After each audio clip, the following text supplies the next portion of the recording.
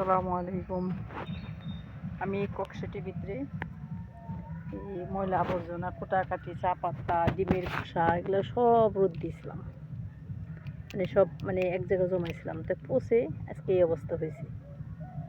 তাই এখন আমি গেলে মরিচ গাছ লাগাইছি, মরিচ গাছের দিব, না সব জোর জোড়া হয়ে গেছে, মাটি একবারে সুন্দর হয়ে গেছে, পচে সার হয়ে গেছে, মোট কথা সার হয়ে গেছে।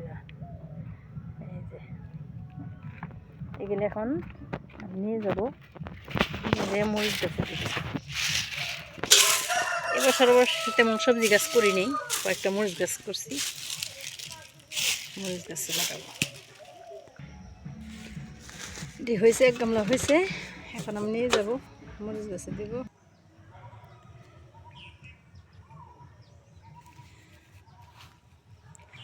এই যে এই মাটিগুলো এখন আমি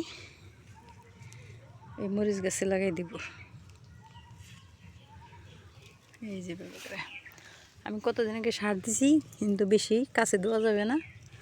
মরিচ গাছ কিন্তু বেশি সারও কিন্তু মারা যায়, বিশেষ করে বৃষ্টির দিনে অতিরিক্ত সার দেওয়া যাবে না। অতিরিক্ত সার দিলে মরে যাওয়ার সম্ভাবনা, নোনা ওঠে, গাছের গুঁড়ে নোনা ওঠে। এইভাবে করে গাছে করতে দিবেন, এইভাবে করে একটু ফাঁকা ফাঁকা করে দিবেন। বাড়িতে সবারই থাকে, কোটাকাটি থাকে, 2-4টে এরকম করে দিয়ে দিলে পচায় অনেক দিন, এটা কিছুর মধ্যে ভরে রাখলে পচায় দিয়ে দিলে সুন্দর সার হয়ে যায়, সার এটা কাজ করে।